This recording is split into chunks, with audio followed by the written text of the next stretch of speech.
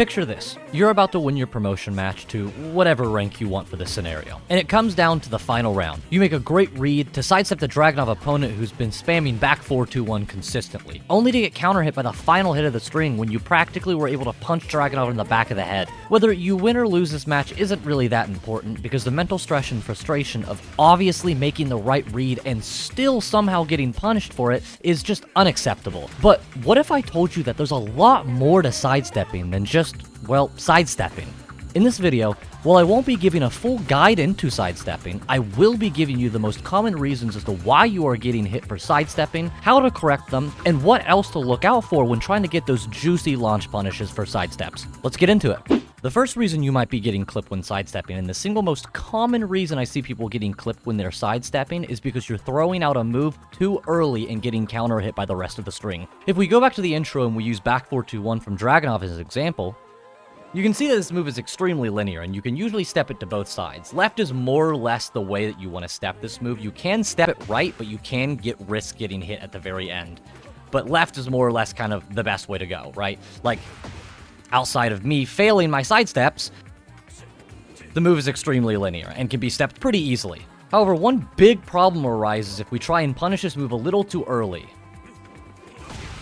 Just like that. Even though I'm sidestepping and almost getting his back, I'm still getting hit because my hitbox is extending too far into Dragunov. This entire problem can be solved pretty easily, actually, literally by just waiting a little bit longer.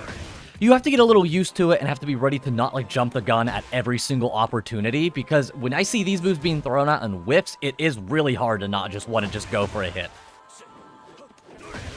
But with enough practice, you'll be able to get consistent at it enough to where you should be getting clipped almost ever when sidestepping. So now that we've gone over how to stop getting counter hit during strings when you're sidestepping them, maybe you're getting counter hit while you're trying to play neutral, or after doing a certain move, and you're still getting hit and you can't figure out why. Maybe somebody told you a certain move is steppable, and no matter how hard you try it, you continuously get clipped by it. Well, this next tip might be the fix for that problem for you. Sidestepping is a very, very important art to master in Tekken, and unfortunately it's kind of difficult to be able to do it without understanding the basics of frame data. I won't go too much into frame data here in this video, but I will give you kind of a rough estimate of when and where you should be stepping in frame data. A good rule of thumb of what is steppable is anything that is -6 all the way to +6. Anything that goes outside of that range is usually not advisable to step. As we can see there, even though I am -6, I'm still easily able to step this. Now obviously keep in mind, this is going to change based on what move they also use after, how fast it is, how slow it is. So even though -6 is the absolute cusp, it is technically still a little dangerous to step it unless you really know that they're going to be using something safer like a down forward 1 in this situation. However, if we go to -7 and try and step it, we start getting clipped a lot easier now. And this one frame of a difference genuinely means that much. However, don't think that you can't never step at -7 or more. It's generally unadvisable, like I said earlier. However, there are some very specific niche situations where it actually can work if a move is linear enough. As we can see here in this example, if I try to do down forward 1 in my heat smash directly after, it's going to get stepped very heavily. And in fact, Heat Smash is so linear that I can even do jab, and it will still sidestep directly after. So if you think somebody's going to try and pop their heat, usually sidestepping will get it no matter what the frame is. You have to be severely negative for this to still hit. There are a couple of other very niche situations where you can step more than -6, but again, outside of heat, it's not generally advisable. Now you might be thinking, okay, well that covers the negative moves. Why would I not want to step in positives? And it's really super simple. Generally, the only reason as to why you shouldn't step any more than +6 is because there's no reason why you wouldn't want to just take that frame advantage in the first place, because you're more than +6. What's the point of sidestepping? Unless you're very, very specifically calling out a huge read from your opponent, there's not much of a reason to do a read that crazy when you can continue pressure and still get damage out of it. Again, there's probably very specific niche situations, but 9 times out of 10, those are just the generally advisable rules when it comes to neutral. So we covered the basics of why you might be getting clipped in tip 1 and 2, and now I want to kind of give a little more advanced tip for anybody who might already know what I just told you before. And that's the essence of you might just be stepping the wrong way. So for this example, I have Jack, and he's going to just do jab and a down forward 2, just like this, right? And I'm going to show you a couple of examples of why you might be getting screwed up when sidestepping.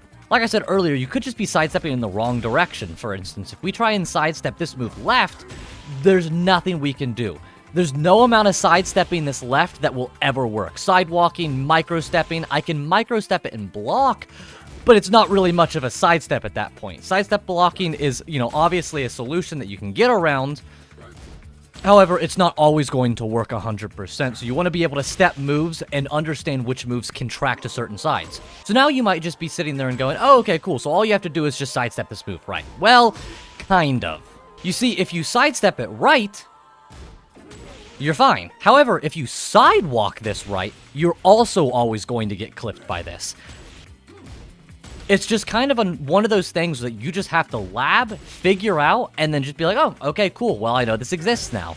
And Jack is absolutely not the only character that has moves similar like this. There are multiple characters on the roster who are weak to a very certain side, however, they have that one or two moves that track to that side. There's a couple of solutions that you can have to this one, and this is the reason as to why it's the most advanced tip on the list. Obviously, you can lab these moves just like I just showed you here, and figure out how specifically you're supposed to hit down forward too. However, especially with this move, there's going to be those chances where you're just going to get hit because you tried to sidestep it, and you either sidestepped too far, too little, or one of the million other things have happened. So we can also try and fix this problem in the sense of prevention as well. If you're playing against a Jack player who is really good and is already aware of all the information that I have just told you already, if you continuously keep just sidewalking him or sidestepping him every time he's doing a move left and right, well, only left in this situation, 9 times out of 10, the Jack player is probably just going to throw out a down forward 2 to stop you from stepping that side because he knows that that's his weak side and he doesn't want you stepping that. So we can counteract this by also mixing it up, and whenever we think he's going to down forward 2,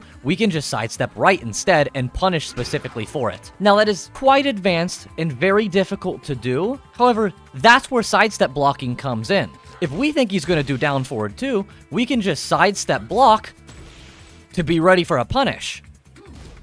And if he doesn't do down forward 2, well, we block the move just fine.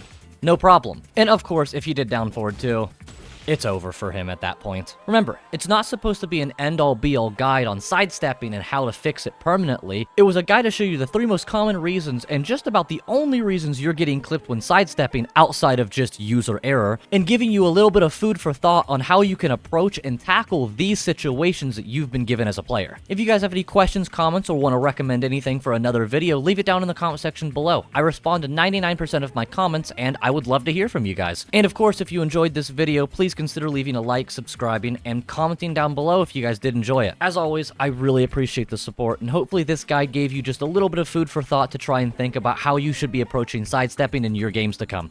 Thank you so much, guys. I'll see you in the next one.